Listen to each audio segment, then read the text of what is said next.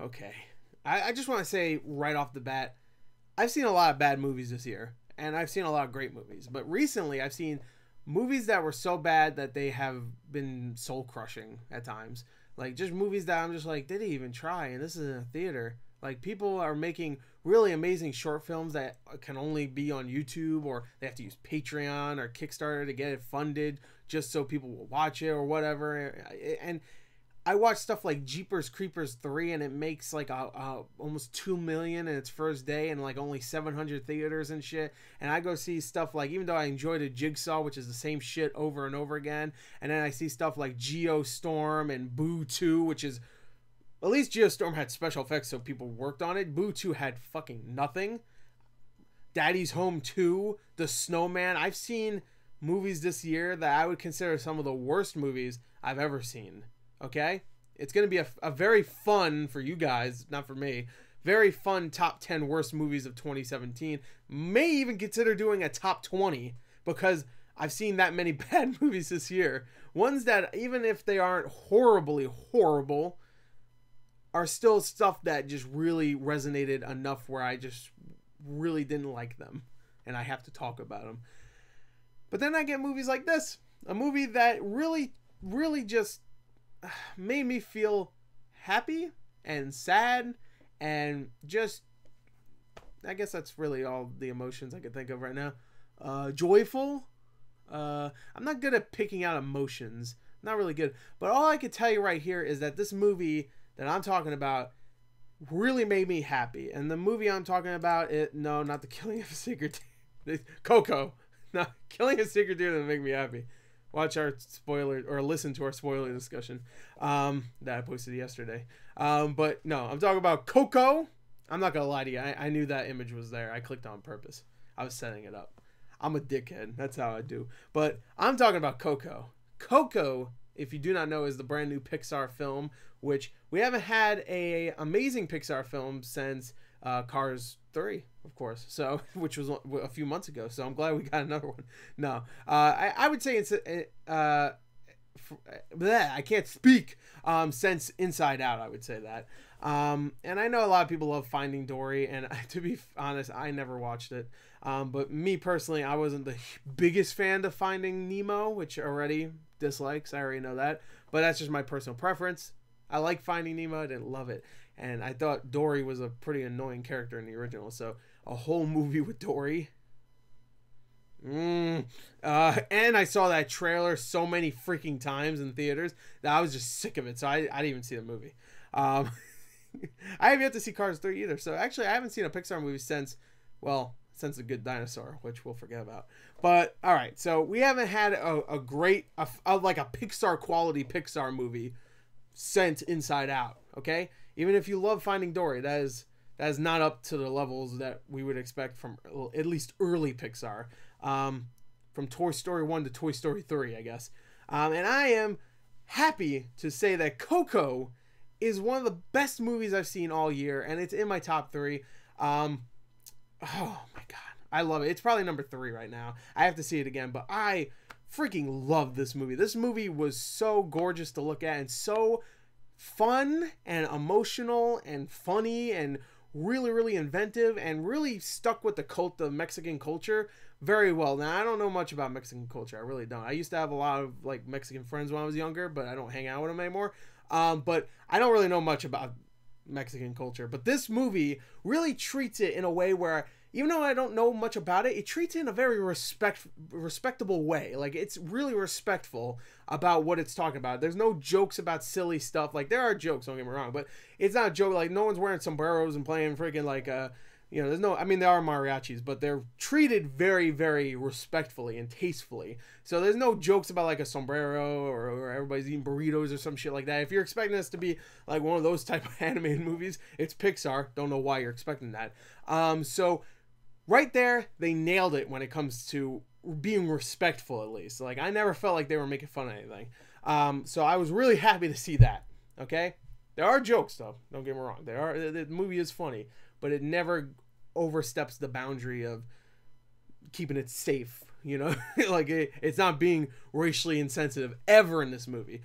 So right there, nailed it. The characters are extremely lovable. Miguel, the kid in this movie, who is forced not to be a musician, even though he wants to be, from his family, who are a bunch of shoemakers. And there's a whole backstory about why they don't want anybody to be a musician. Like his great grandmother didn't want there to be any musicians in the family anymore after she was left by her husband, who is Miguel's great grandfather. I think great grandfather, yeah, or just great grandfather. I can't remember, but I think it's his great grandfather. So you have all that, and then of course you have. Wait, hold on. I think it's great grandfather. Whatever. Point is that they're old, and they're gone. They're dead. But they lived without. Like, she lived without any music in her life after her husband left her to go and, like, make a career for himself. He just left his family completely just to make a career. So he made the ultimate sacrifice, I guess. So you have this whole story about this kid that just wants to be a musician, but everybody doesn't want him to be because they've been told by their parents and by their family members, no music. So they've passed it down to their generation. And now you got Miguel, who is voiced wonderfully by, I can't remember his name, but he's so good. Let me look him up. Because originally I wasn't going to talk about the voice actors, because I don't need to go really in depth with this movie review. I just wanted to tell you it's good. But I really want to mention this kid's name, because he is so good in this. He does a great job in this. But yeah, you really like him. He's a good kid. He's a solid kid. He makes mistakes, but you expect these mistakes from a kid like him. Who's like, what is he, like 9 or 10? So he's a young kid, but you get it. Anthony Gonzalez, is that what it is? Yeah, Anthony Gonzalez. Great job, kid. I'm sure you're watching. He's a fan. he's a fan. He likes the Rick and Morty reactions. You know, he likes Pickle Rick and whatever. Yeah, he is great in this. He really sells it. It actually reminded me kind of like the girl that voiced Moana in Moana last year, where she really kept it her own and it was really her movie. Same thing with this movie. He was the star of the show completely, so he was great right there. You have other characters later on in the movie after Miguel steals a guitar from Ernesto de la Cruz, who is like the world's famous, Mexico's most famous actor / musician. He steals a guitar from his gravesite because he thinks he actually might be his great grandfather or great grandfather, whatever. And he steals this guitar, and then he gets cursed. And the curse is that he gets sent to the land of the dead. So he sees all these, of course, humanoid skeletons everywhere. And he actually meets his old family members that he never met before, like his great grandmother and a couple of his cousins and aunts and stuff that they were dead way before Miguel was even a child or an embryo or a fetus. I don't even know, but I'm assuming. But you get this really nice family dynamic right off the bat. Every family member you come across is actually unique in their own way, and they have little characteristics and funny little quirks. You don't get to know them too long because it's only a 100-minute movie, so you don't get too much of that, but you get enough where you're like, okay, I actually like this family. Then you meet the great grandmother, and she's just this like stuck up, really, really mean, vile woman. Okay, she's not that mean, but she's she's strict. She's very strict, and this is the same one that banned music. And then you get a nice little you get some nice little moments between the family members. Then Miguel decides, I'm out of here because they don't want me to be a musician, and the only way I can get back is if they give me their blessing. But when they give me the blessing, they'll also say you can't ever play music, and he doesn't want that. So he actually decides, you know what? My great grandfather or whatever he is, it should be here too, because he died long ago. So he should be here, and I'm going to tell him that I'm his great grandson, and I'm going to go and get his blessing to go back to the land of the living and become a musician. So he's going to go and travel there, and along the way he meets a character named Hector, played by Gael Garcia Bernal. I think that's how you pronounce his name. Hold on, let me check just real quick. I don't want to mess up this boy's name because I actually really like him. Bernal, yeah, okay, I nailed it. Yeah, and he's a kind of like a trickster. He's one of the few characters in the movie that is not really like, he's one of the few characters in the movie that's very mysterious. You don't really know much about him, and then later on when you find out about his backstory, it's heartbreaking. I'm just gonna tell you right there, it really is. It's one of the few times in this movie that really will get you teared up. But his character is really likable. He's funny, he's likable, he's charismatic, he's a good he's a good friend to Miguel's character. And later on there's reveals, of course, and there's a couple of twists that I'm gonna admit that I didn't actually see coming, so I'm just tell you right there. And the whole adventure is breathtaking. When they get to the Land of the Dead and you see the Land of the Dead for the first time, and it's a nice wide shot, and you see all of these colors and little details and stuff, it really helped that right before this they showed a little behind the scenes of Pixar, like talking about how they created certain scenes, and they talked about how they created this one scene where you see the Land of the Dead in a big wide shot, and you see all the little towns and cities and buildings and stuff and all the colors, and they explain how they did it. It's like they composed it in multiple shots, which I know how all that stuff kind of works, and not that I'd be able to create that, but I know how that works. But I thought it was really cool that they added it right before a kids film for kids, so kids get to see it and they're like, oh, that's cool, or they're just like, when's the movie gonna start? Go back to Olaf, which I'll get to in a fucking minute. But probably the only negative about this experience I'll get to in a minute. But okay, so you have that really awesome behind the scenes stuff, and then you have all these beautiful visuals. It's one of the best looking movies Pixar has ever done, and I think I say that about every Pixar movie, new Pixar movie that's coming out. But this one, when it comes to just the colors and the culture and stuff, it is one of the best animated movies I've ever seen. And that's why it really reminded me so much of Kubo, because Kubo had a lot of that same stuff. This is a beautiful movie, really gorgeous, very emotional. So I would have to give it, I really have no negatives. The only negatives I have is that the first half of the movie is not as good as the last half, but I love the first half. I just extremely loved the last half. Like, I was just like 11 out of 10 for that last half, but I was still like a 9 out of 10 for that first half. So really, that averages out to a 10. So I have to give it a 40 out of a 40. That's just what I have to give it. I really have no complaints. None for this movie that are actually legitimate complaints. But the movie ends so well. It's so emotional. It's just a beautiful film. Go check it out. The voice acting is great. By the way, the music in this movie, Pixar, I'll give them this, okay? I wasn't expecting them to ever do like a musical, and this movie isn't really a musical. Don't expect it to be like Moana or whatever, or any of the older Disney movies, or like even Beauty and the Beast earlier this year. But this movie has music in the right little sections. Like, you hear little bits of it. It actually kind of reminded me of the Jungle Book movie that came out last year, where they only had little bits of the music that you're familiar with. This time we have music that we're not familiar with, but you only get little snippets where you're just like, I want to hear more of that. So it really tempts you to go buy that soundtrack, which, by the way, I'm going to get, because the music is excellent here. And it fit the movie very well. It wasn't just like random musical cues out of nowhere. Now they're singing. It really fit the movie, and it was very emotional. There's like two moments where one song called Remember Me is used to be fun and then used to be extremely sad and very, very emotional. So one time that same song is fun, and then later on it's actually extremely sad, and it's really well done. So anyway, there you go. That's my review. Let's talk about spoilers, because I want to talk about a couple of these scenes, okay? All right. Again, this is for the people that have already seen the movie, so I'm not going to overly explain scenes. All right. So let me just make sure. Let me see. All right, 13 minutes in. All right, so. Okay. What do I want to talk about first? Okay, we'll talk about Hector. Hector, I wasn't expecting him to go here, okay? I had a feeling that Hector, there was some deep mystery about his character. Like, we didn't know too much about him. And the whole thing about Hector is that he teams up with Miguel, the kid, because he wants Miguel to put his picture on his grave. Because if he puts a picture on his grave, then he's allowed into the, I guess, the afterlife. Did I say Land of the Dead before? I meant whatever. Screw it.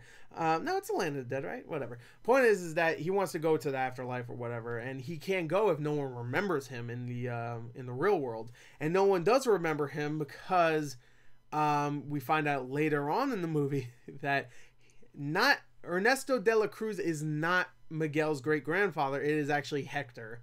Hector is the great-grandfather. He worked with Ernesto de la Cruz And he mysteriously died before he became a huge musician. He wrote all these songs down and stuff. He had a few songs that he wrote out and stuff. And then he died, and then Ernesto de la Cruz took those songs and then re-sung them, I guess, and well, not re-sung them, but he made them popular, and he became a huge actor and all that stuff. And then it's also revealed pretty soon after that revelation that Ernesto de la Cruz actually poisoned Hector, because Hector wanted to call it quits and go back to his family because he missed his family and he felt bad that he left them. So he was gonna go back to his family and say, all right, I'm done with the music, I just miss my family. And then he was gonna take his music with him. So Ernesto de la Cruz poisons Hector and kills him.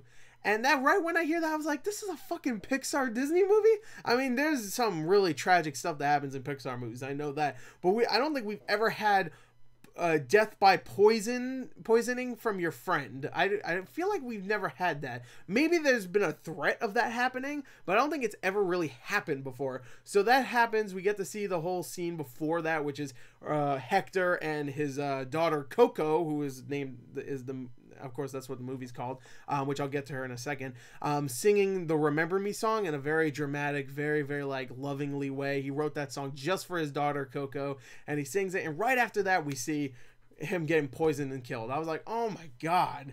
So we get to see why Hector is here and why no one remembers him, because he never went home. So his wife just said, screw it, no one talk about Hector. She even ripped the only photo of him, so no one will remember what he looks like or who he was, not even his name. So years and years and years later, the only person that remembers him is Coco, and Coco is like really old. Like she's in her like late 90s, maybe even early hundreds. So she's really, really old. So she's starting to forget him because she's old. Even though for years and years she was just waiting for her father to get home. Like that she's still waiting for her dad to get home. And you have this whole lovely scene towards the end where Miguel is singing to her Remember Me, and she starts to remember. And then Miguel's like I should explain this, that not Miguel, I'm sorry, Hector is like so close to being forgotten, and if you're forgotten you just disappear. We see an example of this early in the movie. And if everybody has forgotten you and don't know what you look like or who you are, then you just disappear. You're gone. You get bing bonged. That's pretty much what happens. Which, oh boy, whew, don't even remind me, but rest in peace, Bing Bong. God dang it. But yeah, so like Miguel goes back home and sings the song to Coco, and everything's fine. Hector's alive. But then it cuts a year later after all this is done, and then we find out Coco finally passed away. She passed away, but she is with her father Hector and her mother and everybody else in the family, and we get this nice little dance sequence. Not dance sequence. That makes it sound like it's really like, that makes it sound like it's like the Nut Job or some shit. No, it's not a dance sequence. It's a nice musical number where we see Miguel playing music. Everybody's accepted he wants to be a musician and stuff, and they're playing music and stuff like that. And you see like the otherworldly spirit, because it's the Day of the Dead. You see the otherworldly spirits of the families play with them and stuff. It's really well done. I can't explain it. I know that sounds stupid, but if you saw the movie, you know what I'm talking about. It's a beautiful scene. And the movie, I was like, oh my god, they crushed you over and over again. The whole Remember Me song with Hector and his daughter Coco, and the whole like the poisoning by your friend, and all this stuff. It's just brutal. It really is. But it ends in a way that's like, oh no, Coco's gone. She's old, but she got reunited with her father. You got all these things that should be extremely sad while you leave, but you're like thinking about it and you're like, no, this is actually really happy. It's very similar to Kubo and the Two Strings, where it should be really sad, but at the end you're just like, oh, it's bittersweet. But you get a nice, really well done, just perfect ending. Please, I know it's not gonna get one, but please do not do a sequel. They're not gonna do one. It doesn't matter. They have so many other movies that they could make sequels of, which Incredibles 2 next year. Mwah, I'm so excited. But they're not going to. But please don't. This is the perfect ending. The perfect ending to this movie, okay? So do not make a sequel. It's so good. I can't wait to go see it again. So really, I don't have anything else to say. The music's great, the visuals are great, the characters are all memorable, really likable. It's very, very emotional. Highly recommended. Go check out Coco. It's in theaters now, of course. Sorry for the messy review, but I was trying to get this out of the way so I can move on to most likely worst movies. Which is not true. I have Lady Bird. I'm gonna see three billboards. Call Me by Your Name comes out a couple weeks over here, I think. What else? You got what else? Yeah, whatever. Also, I should mention, if you're watching this far, go check out my Letterboxd account. I post a lot of movie reviews there, and I also have a list of the best to worst movies. Right now, it's up to 91 movies, so I'm getting close to 100 movies I've seen from this year. Movies just from this year. And I've seen tons of movies that aren't from just this year, too. So go check that out. Link is in the description if you want to. And please go see this movie. I mean, it's doing well. Luckily, it made like $70 million in its first like 5-day weekend. So it's doing Moana money. I was just wishing it would do Inside Out money. But sadly, we're not. We're not getting that. But still, that's fine. As long as people are seeing it, I'm happy. Yeah, there you go. This better win Best Animated Picture. I'm telling you right now. There you go. Thank you. Until next time.